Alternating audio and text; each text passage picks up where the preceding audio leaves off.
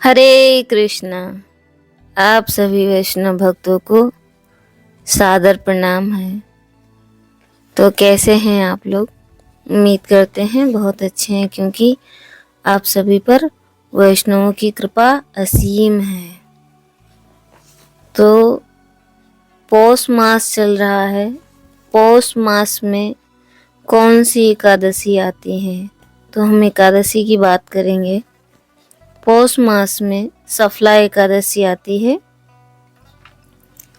युधिष्ठिर ने पूछा, स्वामिन, पौष मास के कृष्ण पक्ष में जो एकादशी होती है उसका क्या नाम है? उसके पालन की क्या विधि है तथा उसमें किस देवता की पूजा की जाती है? कृपया बताइए। भगवान श्री कृष्ण ने कहा, राजेंद्र, महान दान एवं दक्षिणा वाले यज्ञों से भी मुझे उतना संतोष नहीं होता है जितना एकादशी व्रत के अनुष्ठान से होता है। इसीलिए सर्वथा प्रयत्न करके एकादशी का व्रत करना चाहिए। और पौष मास के कृष्ण पक्ष में सफला एकादशी होती है। उस दिन पूर्वोक्त विधान से ही विधि पूर्वक भगवान नारायण की पूजा करनी चाहिए। एकादशी कल्याण करने वाली है, अतः इसका व्रत अवश्य ही करना चाहिए। उस दिन भगवान नारायण का अभिषेक करना चाहिए पंचामृत। यदि आपके पास फोटो है तो सारा जो भी जल, गंगा जल, शहद, दही, दूध, गंगा जल, ये सारे मिक्स करके चरणामृत बना लें। और यदि आपके पास ठाकुर जी हैं तो उनका अभिषेक कीजिए और वही चरणामृत ग्रहण कीजिए। तो एकादशी का व्रत जरूर करना ही चाहिए।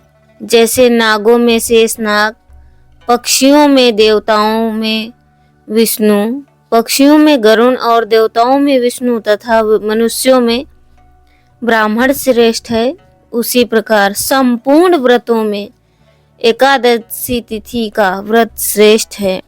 राजन, सफला एकादशी को नाम मंत्रों का उच्चारण करके फलों के द्वारा श्री हरि का पूजन करें।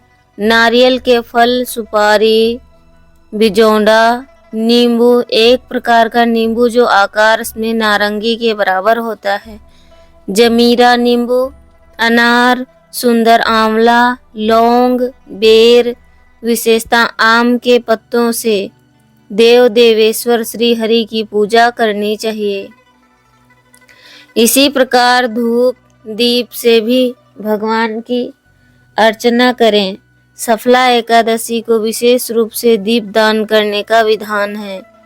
रात को वैष्णव पुरुषों के साथ जागरण कीर्तन करना चाहिए।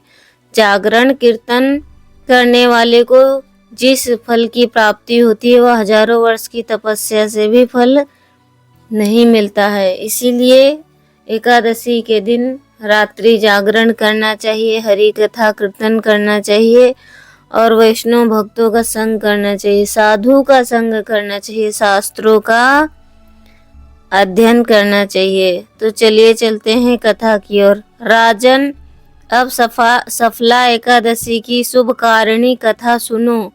चंपावती नाम से विख्यात एक पुरी है जो कभी राजा महिष्मत की राजधानी थी। राजर्षि महिष्मत के 5 पुत्र थे। उनमें से जो ज्येष्ठ था वह सदा पाप कर्म में ही लगा रहता था। वह परिस्त्रीगामी और वेश्यासक्त था। उसने पिता के धन को पाप कर्म में ही खर्च किया। वह सदा दुराचार परायण तथा ब्राह्मणों का निंदक था। वह वैष्णव और देवताओं को भी हमेशा निंदा किया करता था। अपने पुत्र को ऐसा पापचारी देखकर राजा महिष्मती ने उसका नाम लुम्भक रख दिया। फिर पिता और भाइयों ने मिलकर उसे राज्य से बाहर निकाल दिया। लुम्भक उस नगर से निकलकर गहन वन में चला गया। वहीं रहकर उस पापी ने प्रायः समूचे नगर का धन लूट लिया। एक दिन जब वह चोरी करने के लिए नगर में आया तो रात में पहरा देने वाले सिपाहियों ने उसे पकड़ लिया, किंतु जब उसने अपने को राजा महिष्मति का पुत्र बतलाया तो सिपाहियों ने उसे छोड़ दिया। फिर वह पापी वन में लौट आया। वह प्रतिदिन मांस तथा वृक्षों के फल खाकर जीवन निर्वाह करने लगा।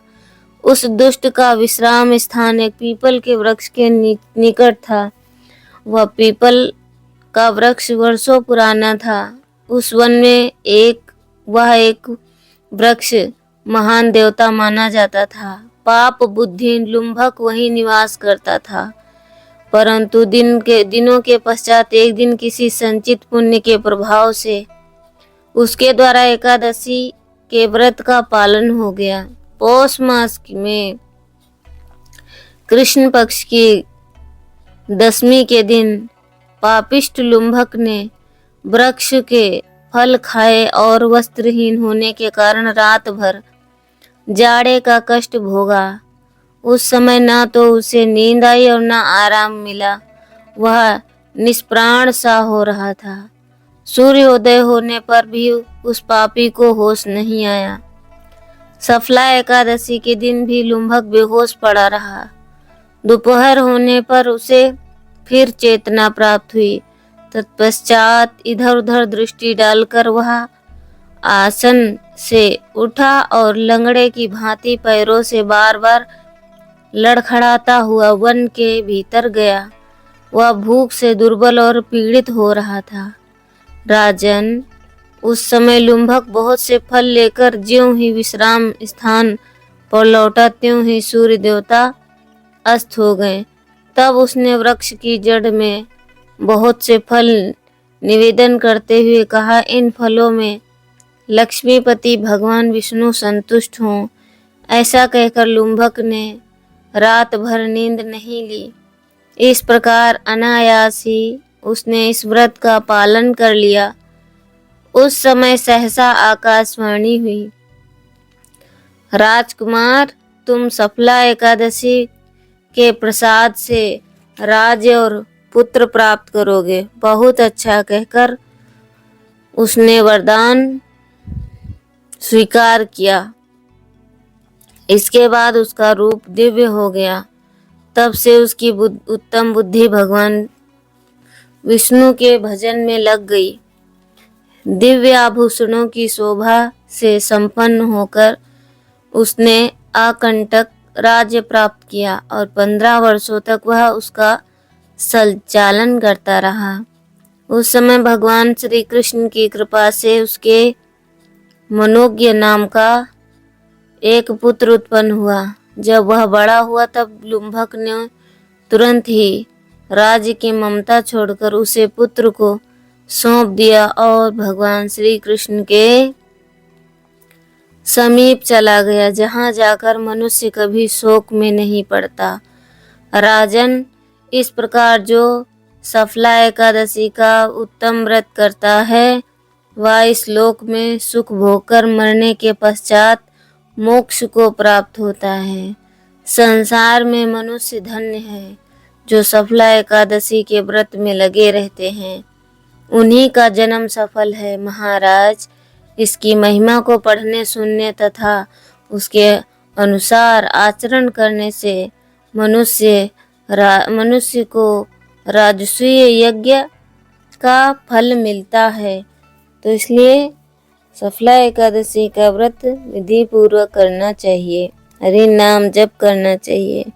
यदि आप एक माला करते हैं तो 4 कीजिए, 4 करते हैं तो 8 कीजिए और 8 करते हैं तो 16 कीजिए। व्रत का पालन जरूर करना चाहिए। इसलिए एकादशी का व्रत छोड़ना नहीं चाहिए। जैसे पक्षियों में गरुड़ है, देवताओं में विष्णु जी हैं, ऐसे ही व्रतों का राजा कौन है? एकादशी। इसीलिए एकादशी का व्रत छोड़ना नहीं चाहिए। हरे कृष्णा। सभी वैष्णव भक्तों को सादर प्रणाम है। एकादशी महामहोत्सव की जय। आप सभी वैष्णव भक्त वृंद की जय।